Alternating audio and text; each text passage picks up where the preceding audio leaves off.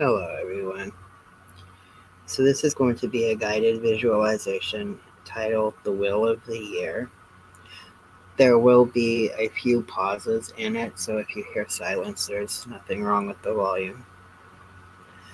Make sure that you are seated comfortably and spend a few moments quietly, allowing your mind and body to relax. Now, close your eyes and allow these images to build in your imagination. It is dark and a chill wind is blowing. You are standing within a mighty forest and can feel the ground hard and cold beneath your feet. You look up and see the stars, but there is no moon. Patiently you wait.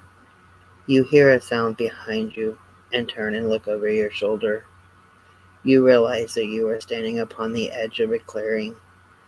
At its center burns a fire, with an old man seated before it.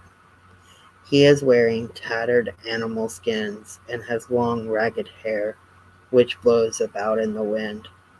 On the far side of the clearing, you see the mouth of a cave, and standing before it is the mighty figure of the horned god.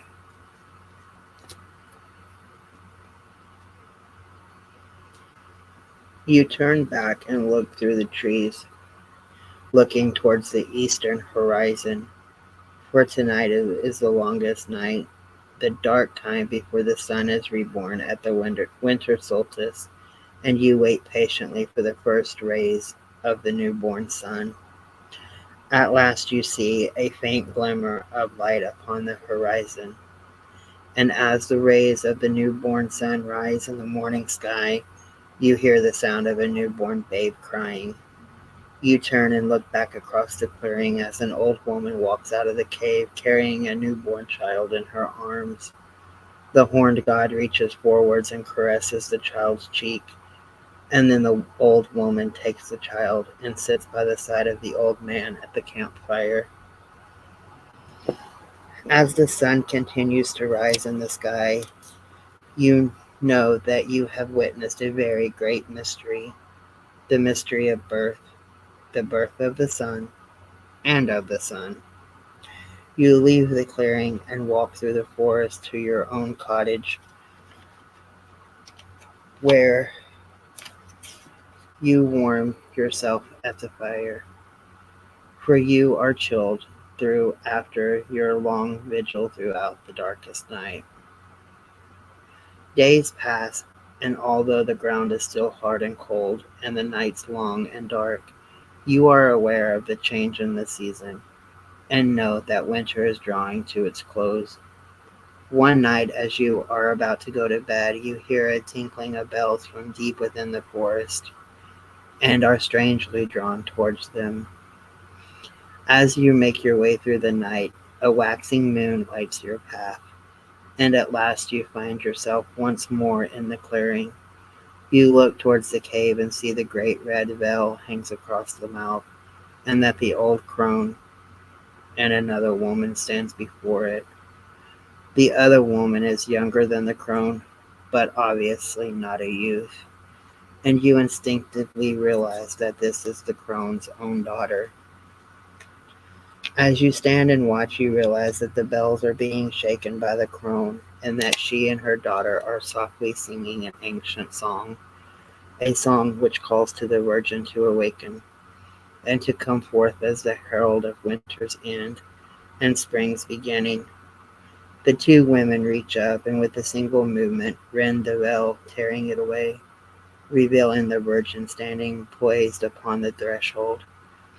She is purity and innocence, a young figure, blindfolded, dressed in white, and carrying in her hands a posy of bright yellow flowers, symbolic of the growing powers of the sun.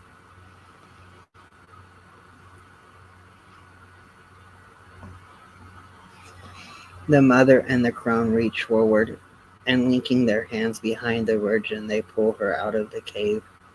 They lead her towards the fire, and then the mother speaks quietly to her. You see the Virgin nod. The crone then seems to ask her a question, and although you cannot hear the answer, It seems she has spoken truly, for the crone nods and reaches up to remove the blindfold. The virgin blinks her eyes and stretches. She begins to dance slowly around the fire at the center of the clearing, full of joy of her awakening and in the knowledge of her power and potential as a woman. Self-contained, she dances the dance of life, of blood and waters flowing freely, no long frozen and still. You turn and leave the clearing, taking one last look at the Virgin dancing joyfully around the fire. As you walk back through the forest, you feel an answering power moving through the land, and you are aware that the earth is beginning to come alive beneath your feet. And on the trees, you see the yellow blooms, which are the promise of spring and the end of winter.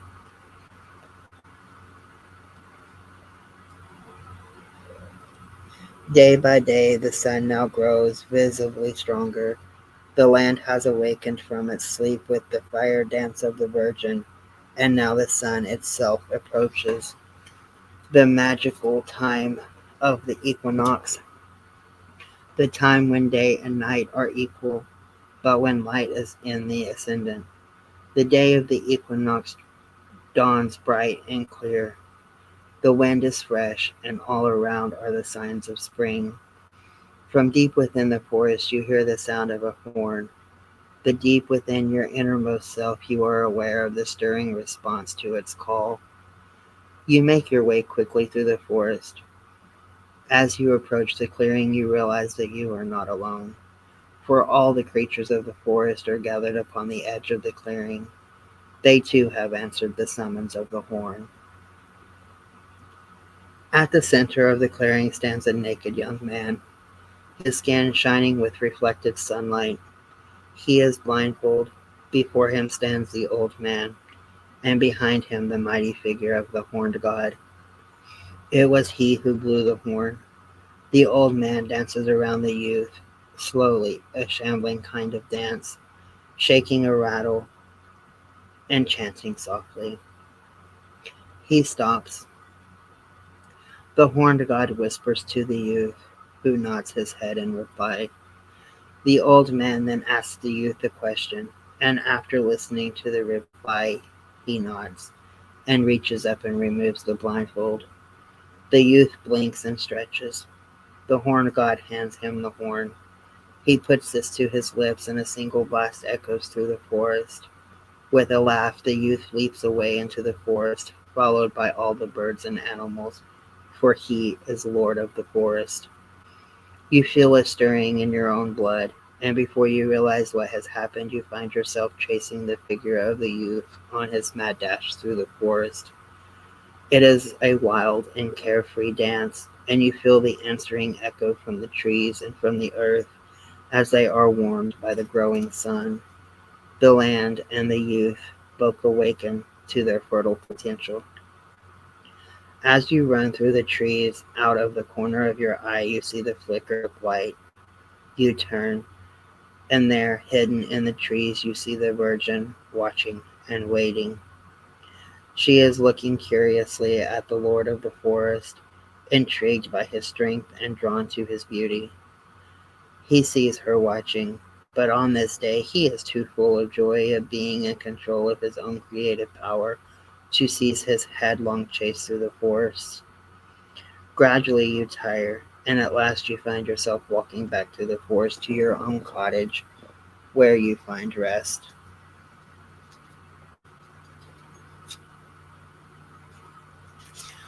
Although the growing spring of the Virgin and the young Lord watch each other through the forest, each aware of the other, but both self-fulfilled with their own potential and power. But the sun keeps getting stronger, and at last we come to the moment when the young Lord and the Virgin realize that they have a greater destiny to fulfill, and driven by their natural desires and the signs of the burrowing world all around them, they seek each other out. And in celebration of the great mystery of the land marriage, they join. It is the height of spring, and the signs of fertility are all around. As you make your own way towards the clearing, you feel the warm sun upon your face and feel the life in the earth beneath your feet. In the center of the clearing stands a great tree trunk, crowned with a garland of spring flowers, with many red and white ribbons fluttering in the breeze. Far from and wide, people have traveled to the clearing, for today is the day of celebrating the growing sun and the fertile earth. Men and women take hold of the ribbons and enact their own celebration of life as they dance the pattern of the sacred spiral of creation around the tree. You hold your ribbon firmly and watch the spiral form as you dance the ancient steps that have been danced since first man and woman were joined as one. You hear cheering and shouts of laughter, and there, walking through the crowd hand in hand, come the young lord and his wife, virgin no longer. Together they have celebrated the sacred mystery in accordance to the old laws, for they have joined in love, and so have become the king and queen of the land. And the weeks pass, and the sun grows even stronger in the sky, and the king grows in strength and majesty. The queen begins to show the signs of her pregnancy, the mirror of the crops and fruits that the land begins to produce, for the queen represents the land and is at one with it. At last the day arrives when the sun reaches its most powerful time, the midsummer solstice. The king and queen are at their peak too, reflected in the majesty of the king and the growing life in the womb of the queen. To mark this day, the king and the queen host a great celebration in the forest clearing, a feast to mark the solstice day, and their own creative powers which have brought goods to the lands. All day the feast and games continue, with the king and queen bestowing their blessings upon everyone. At long last the sun begins to sink slowly towards the west. As it falls, you hear a disturbance upon the edge of the clearing. You see people running and hear their screams, and then into the clearing stalks a dark figure, his black cloak swirling around him, wearing a helmet which obscures his face from view, shadow of the darkness in the forest. He strides towards the king and in a loud clear voice challenges him for the right to rule the kingdom and for the queen as his consort.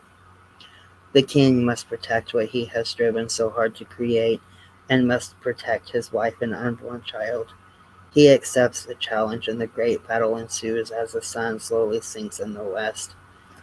The challenger lays the king's thigh open with the sweep of his sword, but is unbalanced, and despite his wound, the king manages to throw the challenger to the ground and disarm him.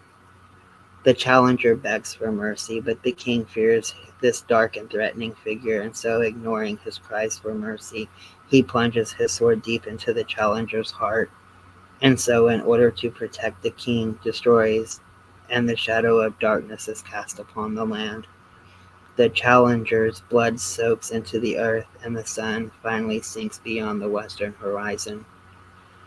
You make your way back to your cottage as the king is carried away to have his wound attended to.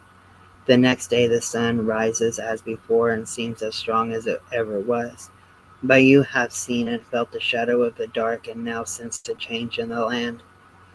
Instead of growing, things are ripening, and the heat of the sun brings the crops and fruits to ripeness, but the growth is now over. And just as the land gives forth its fruits, so now does the queen give birth to her son. The wheat is harvested, the barley made into ale, and the great feast is held to give thanks for all the good things of the earth, and for the safe birth of the king and queen's son.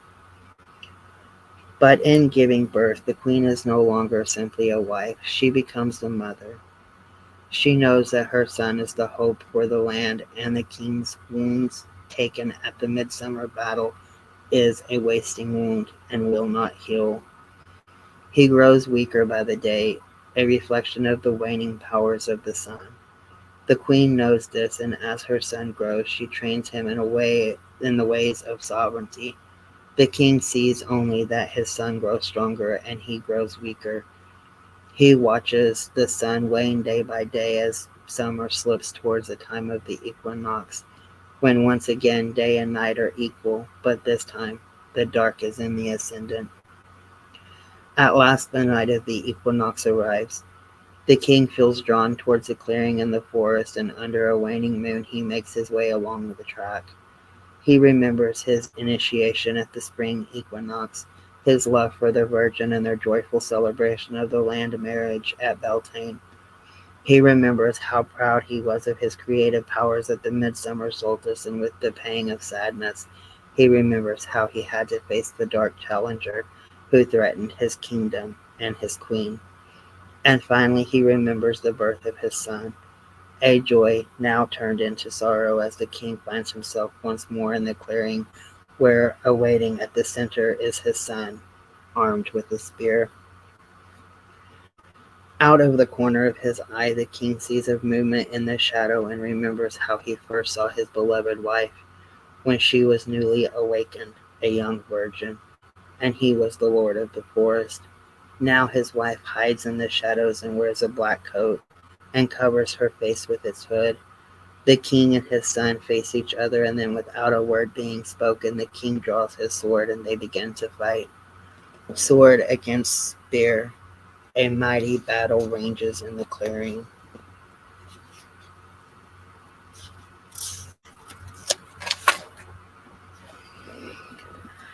The powers of light and dark are equal, but the powers of darkness are now in the ascendant, and as the night grows on, the king begins to tire. The wasting wound he suffered at the summer solstice has never healed, and his powers, like those of the sun, are waning. There is a brief pause in the fight. The king and his son look deep into each other's eyes. There flashes between them recognition of the mystery that light and dark are equal, that they are not fighting each other, but that each is fighting himself. For the light and the dark are one and the same, as are the king and his son. And with this realization, the king joyfully lifts his guard and is impaled upon the spear as he drives his sword deep into his son's heart. Together they fall dead on the ground, and their blood pours out upon the earth. At the edge of the clearing, the queen watches as she sees her husband and son die. She sends a great wail echoing through the forest. There, standing in the cave mouth, is the Lord of Death and Resurrection, but she cannot see him, for her husband, son, lover, has now become the Lord of the other world, and she is still of this world. The waning moon watches as she tears her hair, and as one possessed runs through the forest in an agony of grief. For she too saw the mystery, and now she understands that the light and the dark are but the same. She knows that her husband, lover, son has passed beyond the veil, and that her creative time is past. For the queen is now a witch, the ancient hag crone, who knows the mysteries of life and death and has walked the path of initiation. In making her journey, she has truly found the gods and knows that behind the wheel of the seasons there is an ancient power. By walking the wheel, she has joined with the mystery. She has been a virgin, a wife, the queen, the mother, and the crone. She has walked the way of the seasons. She has seen the spring, the summer, autumn, and winter, and she understands that an ancient truth lies hidden within it all.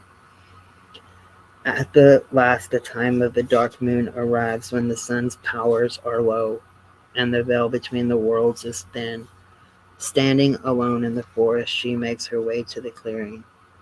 She stands alone, for she is feared by those who have yet to walk the wheel.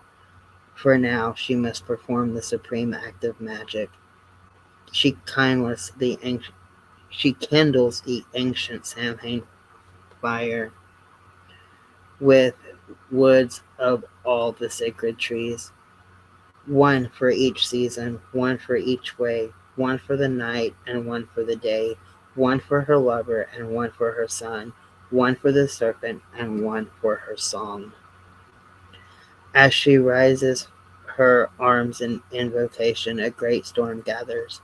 With the final act of understanding, she opens the veil between herself and the gods. She opens the veil of the other world and calls back the spirits of the dead, for she knows now to fulfill the mystery she must join with the Lord of the other world. They must love and join as one. The storm breaks, lightning and thunder tear the crack of the ancient night as the trees creak and bend in the wind. For the wild hunt is now upon us as the spirits of the dead are led from the underworld by the horned god. Chaos now reigns in the world, for the mystery is upon us. But to join with this mystery, the crone must embrace the Lord of the Flame, the Lord of the Death and Resurrection, and go with him back to the other world. To join with him, she must become the goddess. So of her own free will she dies the death of a true initiation and enters into the cave and passes with the Horned Lord back into the depths of the other world. There they join in love as one, the supreme moment of the true great rite in which all the mysteries of the male and female, all the mysteries of the light and the dark are married together as one. For love has always been the key. It is the love that conquers our fear and shows the way to union. For true love is true death, and as the individual sense of self is transcended by a vision of the one. As the gods fulfilled the mystery of love, the seed of new life is planted deep within the womb of the Great Mother, and the land sleeps. For the dark time is upon us once again, and the god and the goddess lay in each other's arms deep within the land, hidden from sight. The sun quickly wanes day by day, the night growing longer, the days shorter. Winter grips the land as a cold wind blows through the forest. The darkness seems complete, but those of the Wicca are wise and weep not, for they know that the sun will be reborn through the love of the god and the goddess. Life will not fail. The sun will return through the love of the god and the goddess. And at last, the night of the midwinter solstice arrives, the longest night of the year. But we know now it is only the darkness that comes before the dawn. As you stand upon the edge of the forest, you see the first signs of the newborn sun rising upon the eastern horizon and hear the sound of a newborn babe. But this time you walk away from the clearing towards the rising sun, and as you leave the forest, you turn and see that it is no more than a shadow behind you. Before you is the world which you know well. It is the world in which you live, and now it is time to return. The other world is real, and you may return at any time, for the mysteries of the gods are there for all to understand, if you have but eyes to see. You continue to walk into the everyday world and become aware of the sounds around you and of the place in which you sit. Spend a few moments quietly reattuning yourself to the normal state, and then open your eyes and stretch.